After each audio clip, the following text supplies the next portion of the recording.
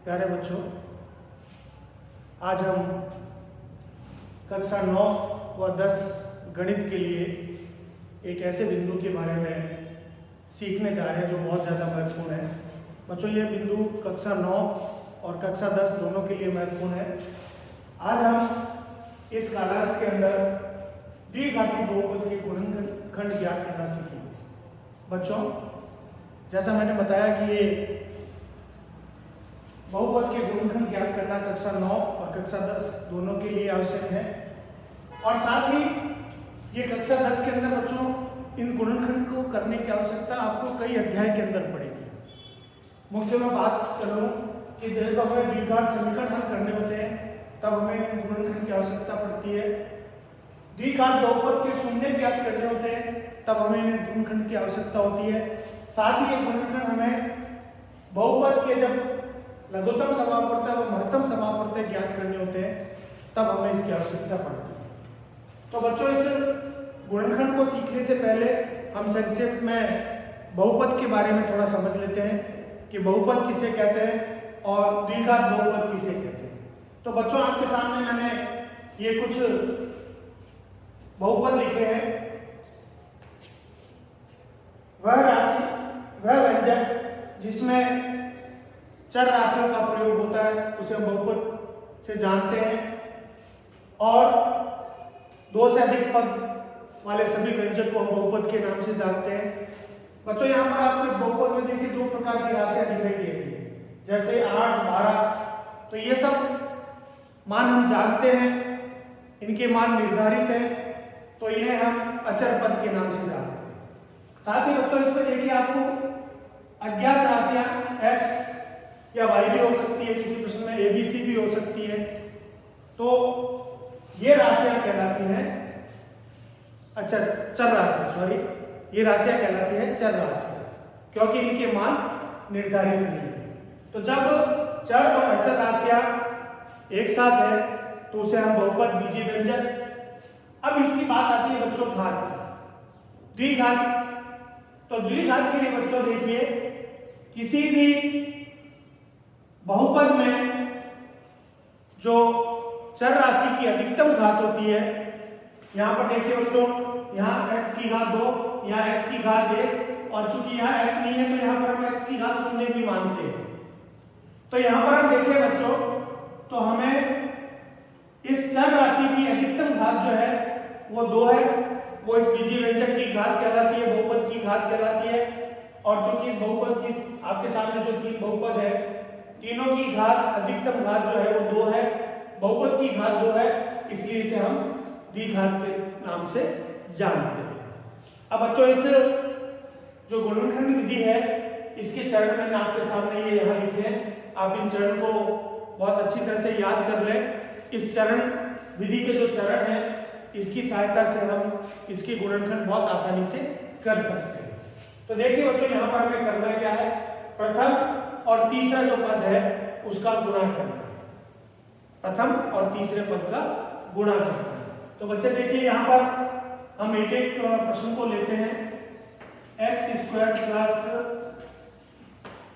8x plus 12। देखिए बच्चों, पहले और तीसरे पद का हमें गुणा करना है चिन्ह के साथ। यहाँ मैंने आपको स्पष्ट किया है कि चिन्ह के साथ भी गुणा करना है। तो बच्चों, यहाँ पर पहला पद हमारा है प्लस का 1 और तीसरा पद है बच्चों प्लस का 12। इनका हमें गुणा करना है। और बच्चों, हम जानते हैं कि प्लस और प्लस का गुणा होता है, तो प्लस और 1 और 12 का गुणा में 12 प्राप्त होगा। तो देखिए बच्चों, जब हम पहले और तीसरे पद का गुणा करेंगे तो या तो हमें प्लस की राशि प्राप्त होगी या माइनस की राशि प्राप्त होगी। यहाँ पर इस स्थिति में हमें प्लस की राशि प्राप्त हुई है। तो जब हमें प्लस की राशि प्राप्त हुई है तो बच्चों हम किसकी बात करेंगे, योग की बात करेंगे। अब हमें एक्चुअली में बच्चों करना क्या है, हमें इसलिए जो बीच का पद है इसके 2 भाग करने हैं और इस बहुपद को 4 भागों में बांटना है। तो हम इस बहुपद के बीच वाले जो खंड है, यहाँ पर बच्चों एक बात और भी ध्यान रखनी है कि ये बहुपद जो है वो x की घटती हुई घात में होना चाहिए। x की घात 2, x की घात 1 और x की घात 0। तो ये x की घटती हुई घात में है, हमें इस बात को थोड़ा सा देखना है। अगर प्रश्न x की घटती घात में नहीं है तो उसे हमें उसके अनुसार बदल लेना है। अब देखिए बच्चों, पहले और तीसरे पद का जब योग +12 आया तो हम योग की बात करेंगे, और मैंने बताया कि हमें इसके बीच के दो भाग के दो टुकड़े करने हैं, तो हम इस 8 के ऐसे दो टुकड़े करेंगे जिनका योग तो 8 आना चाहिए और गुणा जो है वो 12 आना चाहिए। तो बच्चों देखिए, इसके लिए मैं आपको एक तरीका बताता हूं, उस तरीके से हम हर जो है संख्या के दो भाग टुकड़े ढूंढ सकते हैं। तो हमें शुरुआत बच्चों हमेशा 1 से करनी है। हम पहला टुकड़ा लेंगे 1। अब चूंकि बच्चों मैंने यहाँ क्या बताया कि हमें योग 8 बनाना है, तो योग 8 बनाने के लिए बच्चों हमारा दूसरा खंड आ जाएगा 7। अब इनका हम गुणा देखें बच्चों, तो इनका गुणा हमें 12 चाहिए, नहीं आ रहा, आप ये छोड़ दीजिए। अगला हम लेंगे 2 के साथ हमें योग बच्चों 8 बनाना है, तो योग 8 बनाने के लिए हमारा टुकड़ा होगा बच्चों 6। 2 और 6 का योग 8 आ रहा है। हम इनका गुणा करके देखेंगे तो गुणा 12 आ रहा है, इसका मतलब ये हमें इसके दो खंड दो भाग प्राप्त हो गए। अब बच्चों देखिए, यहां हम आगे बढ़ते हैं। जब हमने योग कर लिए, दो टुकड़े निकाल लिए, इसके बाद आती है चिन्ह की बारी। तो बच्चों देखिए, जब गुणा प्लस का आया है तो दो स्थितियां बनेगी, या तो दोनों जो भाग होंगे वो प्लस के होंगे, या दोनों भाग जो है वो माइनस के होंगे। और इसका पता हमें कैसे चलेगा कि कब प्लस का होगा कब माइनस का होगा? तो बच्चों उसके लिए देखिए ये है कि दोनों खंड का जो चिन्ह है वो बीच वाले पद का चिन्ह होगा। ये जो हमने दो खंड प्राप्त किए बच्चों, इसके जो चिन्ह होंगे या तो दोनों प्लस होंगे या दोनों माइनस होंगे, और ये निर्भर करेगा किस पर बच्चों? बीच वाले खंड का क्या चिन्ह है। बीच के खंड में अगर यहाँ अगर प्लस का चिन्ह है तो हमारे दोनों भाग प्लस के होंगे, और बीच में यदि यहाँ पर माइनस का चिन्ह है तो हमारे दोनों भाग माइनस के होंगे। तो बच्चों इस स्थिति में देखिए, ये हमारे इसके दो भाग हमें प्राप्त हो जाएंगे। अब हम इसे पुनः सही करके लिख देंगे, x² plus 2x plus 6x। देखिए बच्चों, यहां पर चूंकि हमने भाग किसके किए हैं? 8x के भाग किए, तो 8x के जो भाग होंगे वो 2x और 6x होंगे प्लस 12। ये बच्चों हमने इसे बीच वाले जो था उसको हमने दो भागों में बांट दिया, हमें 4 भाग प्राप्त हो गए। अब इसके बाद बच्चों हम इसके दो के समूह बनाएंगे, और दो के समूह बना करके कॉमन या उभयनिष्ठ लेने का जो कार्य है वो करेंगे। तो देखिए, इन दोनों में x उभयनिष्ठ आ रहा है, छोटा कोष्टक, x² में से x कॉमन लेने के बाद हमारे पास में शेष बचेगा x, ये चिन्ह वापस यहाँ आ जाएगा। 2x में से बच्चों हमने x को कॉमन ले लिया। देखिए बच्चों, यहाँ पर हम गलती कर जाते हैं कि 2x में से हमने एक x को कॉमन ले लिया, तो यहाँ पर बच्चे गलती कर जाते हैं कि 1x शेष बचेगा। बच्चों यहाँ पर 1x शेष नहीं बचेगा, यहाँ शेषफल रहेगा 2। क्यों? क्योंकि बच्चों देखिए, इनका वापस गुणा हो रहा है, x और 2 का गुणा होकर के हमें हमारी जो पूर्व की राशि है 2x को प्राप्त हो जाएगी। अगर हम यहाँ x शेष बचा देते हैं तो x और x का गुणा होकर के हमें x² प्राप्त होता है, जो कि हमारी यहाँ राशि नहीं है। इसलिए यहाँ पर बच्चों शेष हमेशा 2 बचेगा। अब इन दोनों देखिए बच्चों, यहाँ पर ये जो चिन्ह है ये वापस आ जाएगा। 6 और 12 में से हमारे पास में कॉमन आ गया 6। 6x में से 6 हमने कॉमन ले लिया, हमारे पास शेष बचा x। वापिस ये प्लस का चिन्ह यहाँ आ जाएगा बच्चों। 12 में से हमने 6 कॉमन ले ली, तो वही बात, शेष क्या बचा उसके लिए 12 में हमें 6 का भाग देना है, ना कि 12 में से 6 को घटाना है।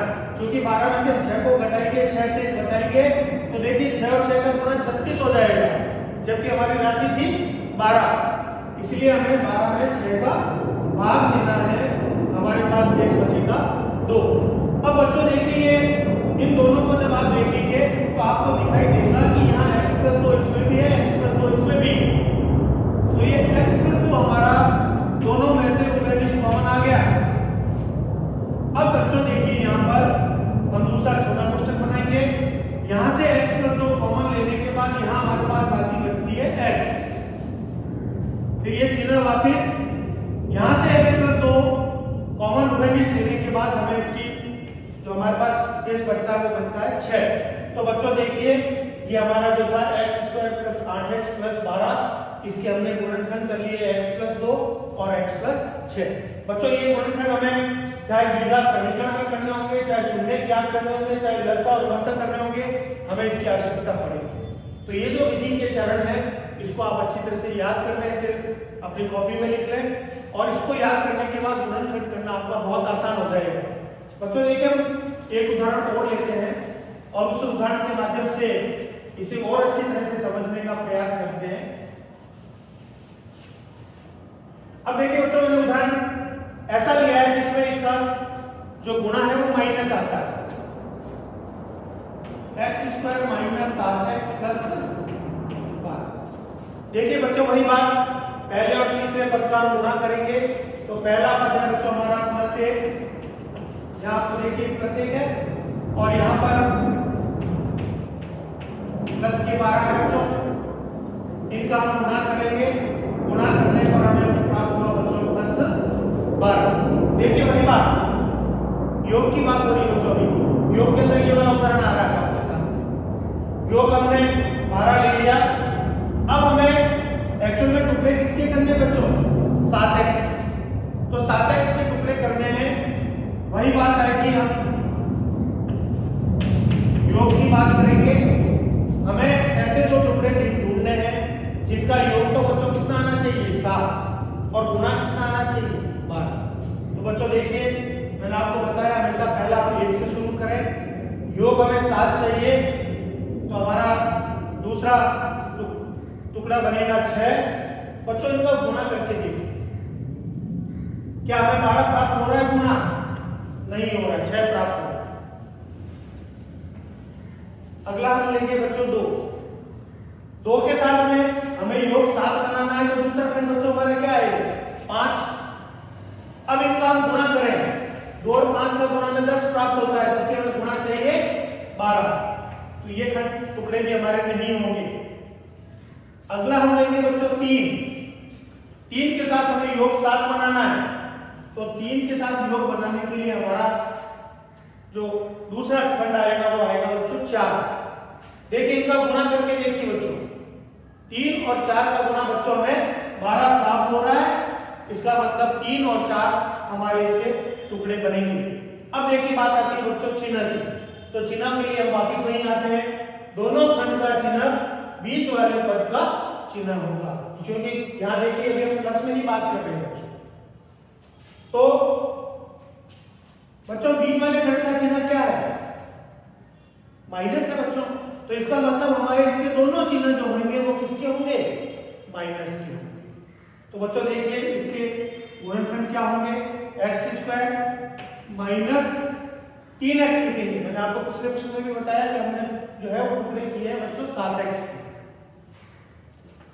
-4x + 12। वही बात बच्चों वापस थोड़ा सा यहाँ बच्चों ध्यान रखना, क्योंकि यहाँ माइनस के चिन्ह आ रहे हैं, तो माइनस में किस प्रकार से कॉमन उभयनिष्ठ लिए जाते हैं उस पर थोड़ा सा ध्यान दें, क्योंकि अधिकांश बच्चे कर जाते हैं। तो देखिए इन दोनों में वही बात, दोनों पदों को देखें तो हमें उभयनिष्ठ प्राप्त हो रहा है बच्चों x² में से x कॉमन लेने के बाद बच्चों हमारे पास क्या बचा x, ये चिन्ह हम माइनस वापस लिख देंगे। 3x में से बच्चों x हमने कॉमन बाहर ले लिया, क्या बचेगा हमारे पास में 3। अब बच्चों मैंने बताया कि ये चिन्ह आपको बिना देखे जो चिन्ह है वो यहाँ लगा देना है।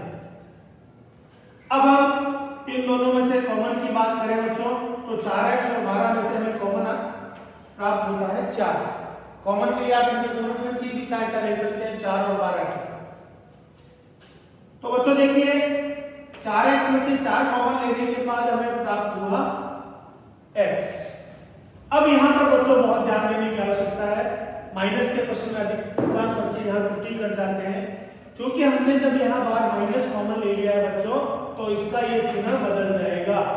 हम अगर जल्दबाजी में या गलती से ये प्लस का चिन्ह लगा देते हैं और 12 में से हमने 4 कॉमन शेष लिया, मैंने आपको बताया यहाँ शेष के लिए क्या भाग देना है, तो हमें भाग देने पर प्राप्त होगा 3।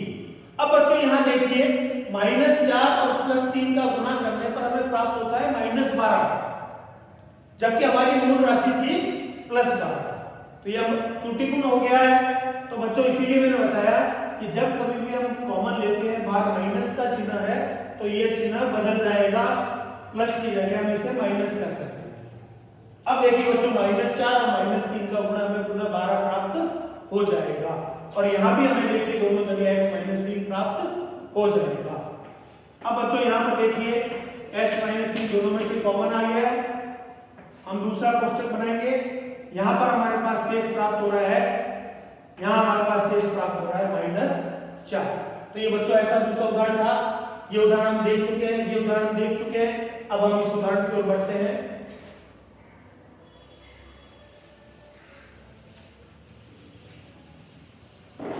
चलिए बच्चों, हम इसका जो तीसरा तरीका है वो लेते हैं, x² - x प्लस -6। देखिए यह तीसरा उदाहरण का अंतर की ओर हम बढ़ रहे हैं, अंतर का प्रश्न कर रहे हैं, इसे थोड़ा सा ध्यान से देखें। वही बात, तरीका वही रहेगा बच्चों, पहले और तीसरे पद का गुणा। देखिए बच्चों, पहले पद में हमारे पास में आ रहा है +1 और तीसरे पद में हमारे पास में आ रहा है -6। इसका हम गुणा करेंगे, हमें गुणा प्राप्त हुआ -6। तो बच्चों देखिए, जब हमें माइनस का गुणा प्राप्त होता है उस स्थिति में हमें किसकी बात करनी है बच्चों? अंतर की। देखिए बात वही है बच्चों, हमें इस बीच वाला जो पद है इसके 2 टुकड़े करने हैं, लेकिन यहां पर अब हमें टुकड़े ऐसे करने हैं कि जिनका अंतर, तो यहां बच्चों देखिए इसका गुणांक क्या है? 1 है इसका गुणांक। जब किसी राशि के आगे कोई गुणांक नहीं है तो वहां पर हम 1 गुणांक मान करके काम करेंगे बच्चों। तो हम ये मानेंगे कि 1 अक्ष है। तो बच्चों हमें s के ऐसे 2 टुकड़े करने हैं जिसका अंतर तो कितना हो बच्चों? 1, और इनका गुणा कितना होना चाहिए बच्चों? 6। तो देखिए मैंने कहा ना कि हम शुरू कहां से करेंगे? 1 से ही करेंगे। अब चूंकि बच्चों यहां पर हमें अंतर 1 का चाहिए, 1 का अंतर के लिए मतलब हमारे पास दूसरी राशि कौन सी होगी बच्चों? 2 होगी। इनका अंतर देखिए कितना, 1 का अंतर है ना दोनों में। अब इनका हम गुणा करके देखें क्या हमें 6 प्राप्त हो रहा है? नहीं हो रहा है बच्चों, इनका गुणा में 2 प्राप्त होगा, और जबकि हमें गुणा की आवश्यकता है 6। हम अगला 2 लेंगे। 2 के साथ बच्चों अंतर कितने का चाहिए? 1 का अंतर चाहिए। इसका मतलब दूसरी राशि होगी 3। यहां देखिए 1 का अंतर हो गया, 3 में से 2 घटाते 1 अंतर आता है। अब यहां इनका गुणा करके देखिए बच्चों, गुणा 2 और 3 का 6 हमें प्राप्त हो रहा है। इसका मतलब हम अभी जो हमें इसके टुकड़े हैं वो प्राप्त हो गए। अब बच्चों बात आती है इसके चिन्ह की। तो चिन्ह के लिए इसका नियम देखिए बच्चों कि जब कभी भी हमें गुणा माइनस में प्राप्त हो, अंतर की बात हो, तो एक जो टुकड़ा है वो प्लस का होगा, एक जो होगा वो माइनस का होगा। इसमें से जो हमें 2 टुकड़े प्राप्त हुए बच्चों, एक प्लस का होगा, एक माइनस का होगा। लेकिन ये कैसे निर्धारित करें कि कौन सा प्लस का होगा, कौन सा माइनस का? तो बच्चों देखिए, बड़े खंड का जो टुकड़ा है उसका चिन्ह जो है वो बीच वाले पद का चिन्ह होगा। देखिए बच्चों, ये दो टुकड़े हमें प्राप्त होंगे, इसमें एक बड़ा होगा, एक छोटा होगा। तो सीधा इसके लिए नियम ये याद रखें कि जो बड़ा टुकड़ा है वो बीच वाले पद का चिन्ह, बीच वाले पद का चिन्ह बच्चों क्या है? माइनस है। तो ये जो बड़ा टुकड़ा है वो माइनस का होगा, और छोटा टुकड़ा जो है बच्चों प्लस का होगा। अगर यहां पर प्लस होता बच्चों तो बड़ा टुकड़ा प्लस का बन जाता और छोटा टुकड़ा माइनस का बन जाता। तो देखिए बच्चों, हम इसके गुणनखंड लिखते हैं, x² प्लस का 2x माइनस का 3x और माइनस की 6। हमें बस केवल ये राशि बच्चों ने एज इट इज लिखनी है। इस बीच वाले पद के हमें 2 टुकड़े करके लिखने हैं और इसे 4 पद में बनाना है। वही कार्य हम वापस करेंगे बच्चों, 2 के हम इसके जोड़े बनाएंगे। इन दोनों में से बच्चों में कॉमन के रूप में क्या प्राप्त हो रहा है? x। अब बच्चों यहां से x² में से x लेने के बाद हमें शेष के रूप में x प्राप्त होगा, प्लस 2x में से बच्चों को हमने x को कॉमन ले लिया तो हमारे पास शेष के रूप में राशि रहेगी 2। अब देखिए बच्चों, इन दोनों में से हम जब बात करें, मैंने आपको बताया कि यहां पर ये चिन्ह में एज इट इज इसका उपयोग कर लेना है। अब 3x और 6 में से अब जब हम कॉमन की बात करें तो बच्चों हमें कॉमन प्राप्त होता है 3। यहां पर देखिए बच्चों 3x में से 3 कॉमन लेने पर हमें शेष प्राप्त हुआ x। अब देखिए बच्चों, मैंने आपको पिछले प्रश्न में भी बताया था, यहां हमें विशेष सावधानी रखनी है, जब हमारा यहाँ चिन्ह माइनस का हो तब हमें इस चिन्ह को बदल देना है, अन्यथा हमारा प्रश्न गलत हो जाएगा। 6 में से बच्चों 3 कॉमन लेने पर हमें शेष प्राप्त होगा 2। यहाँ भी इस बात का ध्यान रखना है कि शेष प्राप्त करने के लिए 6 में 3 का भाग लेना है, घटाना नहीं है। अगर हमने घटा दिया, हमारे दिमाग में यह है कि 6 अंक थे, उसमें से हमने 3 कॉमन ले लिए, 3 ले लिए, तो पीछे 3 बचेंगे। नहीं, 3 नहीं बचेंगे बच्चों, 2 बचेंगे। 6 में से 3 को भाग देना है। अब देखिए बच्चों, x + 2 हमें कॉमन प्राप्त हो गया। हमारे पास जो इसका दूसरा गुणनखंड हमें प्राप्त हुआ x - 3। तो बच्चों ये एक हमने गुणनखंड के बारे में आज आपसे बात की, बहुपद के गुणनखंड कैसे करने, विशेष रूप से द्विघाती बहुपद के गुणनखंड कैसे करने, ये मैंने 3 उदाहरण के माध्यम से आपको समझाने का प्रयास किया है। तो बच्चों इसके अन्य प्रश्नों का आपको अभ्यास करना है, इस विधि के चरण को आपको याद करना है और इसके माध्यम से आपको द्विघात के बहुपद के जो है गुणनखंड ज्ञात करने सीखने हैं, क्योंकि इसके माध्यम से हम द्विघात समीकरण को हल करेंगे, द्विघात बहुपद के शून्य ज्ञात करना सीखेंगे और साथ ही द्विघात बहुपद के लसा और मसा ज्ञात करना सीखेंगे। तो अगली क्लास में बच्चों हम द्विघात समीकरण के हल करना सीखेंगे। धन्यवाद।